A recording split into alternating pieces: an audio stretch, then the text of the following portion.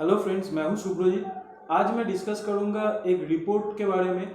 ये रिपोर्ट दिसंबर में आया था, लेकिन in present scenario it is more relevant, क्योंकि हम देख सकते हैं कि पूरे वर्ल्ड में ही पॉलिसी रेट चेंज हो रहा है, पॉलिसी रेट इंक्रीज किया है। तो ये पॉलिसी रेट अगर इंक्रीज होता है तो उसका इफेक्ट क्या हो सकता है वो भी हम देख सकते हैं कि last few months debt fund का रिटर्न वो बहुत नीचे आ गया।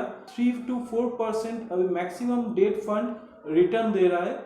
तो इसके ऊपर एक रिपोर्ट था, ये रिपोर्ट मैं पिक किया क्योंकि अभी ये सिचुएशन में ये ज़्यादा रेलिवेंट लग रहा था मुझे।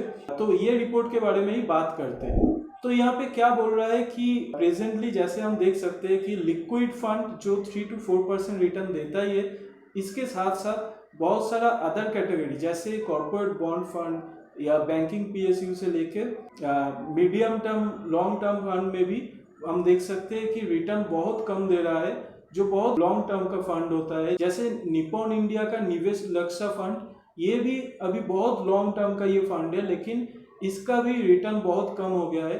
तो ये सब जो फंड ये इतना कम रिटर्न दे रहा है, ये क्यों दे रहा है, ये समझने का कोशिश करेंगे ये रिपोर्ट से। कोई भी बॉन्ड का जो यील्ड होता है उसका इंटरेस्ट रेट के साथ इन्वर्स रिलेशन होता है। अगर इंटरेस्ट रेट ऊपर जाता है तो बॉन्ड का यील्ड नीचे जाता है।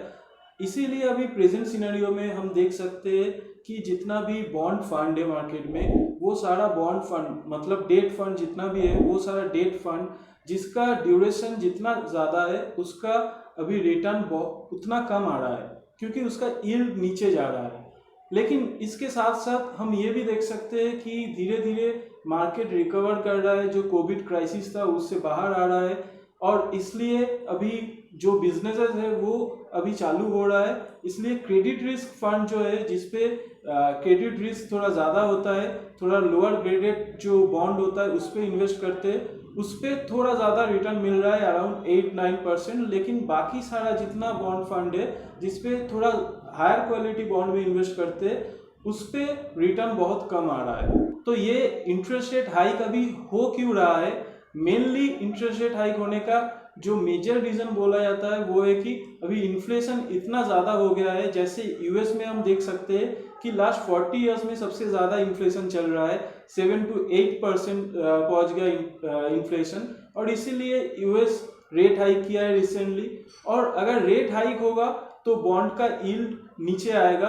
अगर आप कोई भी फंड का जो फैक्ट शीट आता है उस पर देखेंगे कि मॉडिफाइड ड्यूरेशन बोल के एक उसका पैरामीटर होता है, जो पैरामीटर से आप समझ सकते हैं कि जिसका जितना ड्यूरेशन ज़्यादा होगा उसका उतना सेंसिटिविटी ज़्यादा होता है। मतलब अगर 1% से रेट हाइक हो रहा है और किसी बॉन्ड फंड का अगर मॉडिफाइड ड्यूरेशन होता है 5, मतलब 5 ईयर्स अगर मॉडिफाइड ड्यूरेशन उसका होता है, तो उसके ऊपर 1% का मतलब है कि 1 into 5, मतलब 5% उसका यील्ड नीचे जाएगा। अगर 10% उसका यील्ड था तो उसका यील्ड नीचे आएगा बाई 5%, मतलब 5% हो जाएगा उसका यील्ड। और इसीलिए यहाँ पे सजेस्ट किया गया है कि अगर शॉर्टर ड्यूरेशन फंड है तो उस पर इन्वेस्ट कर सकते हैं, क्योंकि उसका सेंसिटिविटी थोड़ा कम होता है, लेकिन उसको भी इफेक्ट करेगा, क्योंकि अगर 2 to 3 ईयर्स भी कोई बॉन्ड का ड्यूरेशन होगा और रेट हाइक अगर होगा तो उसको भी इफेक्ट करेगा, लेकिन उतना ज़्यादा नहीं करेगा जितना higher modified duration bond fund को करेगा। और इसके साथ साथ और एक चीज़ भी यहाँ पे बोला गया है कि अगर रोल डाउन फंड या फिक्स्ड मैच्योरिटी फंड में आप इन्वेस्ट करते हैं तो ऐसा केस में क्या होगा कि उसका यील्ड अगर नीचे भी जाएगा, लेकिन जो फिक्स्ड मैच्योरिटी फंड या रोल डाउन फंड होता है उसमें क्या होता है कि जो बॉन्ड वो लोग खरीदते हैं, मतलब फंड मैनेजर वो फंड के अंडर में जितना भी बॉन्ड खरीदते हैं उसका मैच्योरिटी तक उसको होल्ड करते हैं।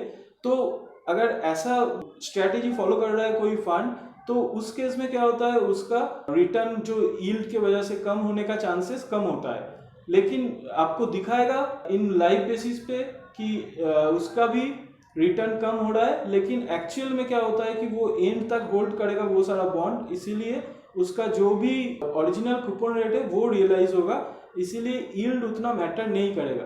तो रोल डाउन एक गुड इन्वेस्टमेंट ऑप्शन हो सकता है अगर आप डेट फंड में इन्वेस्ट करना चाहते हैं। सेम टाइम में ये भी बोला गया है कि अगर जैसे इकोनॉमी रिकवर करने का एक्सपेक्टेशन है वैसे अगर रिकवर करते हैं और अगर कंपनी प्रॉफिट में आएगा तो क्रेडिट रिस्क फंड जो है वहाँ पे भी जो ज़्यादा थोड़ा रिटर्न दे रहा है, बिकॉज क्रेडिट रिस्क फंड में थोड़ा क्रेडिट रिस्क ज़्यादा होता है क्योंकि कम क्रेडिट क्वालिटी वाला बॉन्ड में इन्वेस्ट करते हैं ये सारा फंड। तो वो सारा बॉन्ड में इन्वेस्ट करने का मतलब है कि अगर कंपनी प्रॉफिट में रहेगा तो वो सारा बॉन्ड का जो भी कूपन है या प्रिंसिपल अमाउंट है वो पे करेगा, तो ये बॉन्ड फंड भी तब अच्छा रिटर्न दे सकता है। लेकिन अगर जैसा रिकवरी का एक्सपेक्टेशन है वैसा नहीं करता है तो क्रेडिट रिस्क बहुत ज़्यादा रिस्की फंड हो सकता है। इसीलिए मैं बोलूँगा कि हाँ, ज़्यादा रिटर्न मिल सकता है क्रेडिट रिस्क फंड से। ये मेरा सजेशन होगा कि क्रेडिट रिस्क फंड से अगर ज़्यादा रिटर्न मिल भी सकता है फिर भी इसका एलोकेशन पोर्टफोलियो में बहुत कम होना ही ठीक होगा। तो फाइनली अगर समराइज किया जाए ये रिपोर्ट का, तो प्रेजेंट सिचुएशन में जो भी बॉन्ड फंड का ड्यूरेशन है 2 to 3 इयर्स, उस पर आप कर सकते हैं इन्वेस्ट। यहाँ पे आपका जो भी यील्ड के ऊपर रिस्क होगा वो कम होगा, और क्रेडिट रिस्क फंड में थोड़ा बहुत आप एलोकेशन दे सकते हैं क्योंकि क्रेडिट रिस्क फंड ज़्यादा अच्छा करने का एक्सपेक्टेशन है अगर ऐसे ही इकोनॉमी रिकवर करता है। बाकी कोई लॉन्ग ड्यूरेशन फंड में अभी इन्वेस्ट करना ठीक नहीं होगा क्योंकि उसका जो यील्ड है वो इफेक्ट हो सकता है बहुत ज़्यादा। और अगर आप इन्वेस्ट करते हैं रोल डाउन स्ट्रेटेजी फंड या एफएमपी में तो वहाँ पे भी आप कर सकते हैं, क्योंकि ऐसा केस में जो यील्ड होता है यील्ड के ऊपर उतना डिपेंड नहीं करता है क्योंकि ये एंड तक होल्ड करता है। Thank you for watching, keep watching know your thoughts.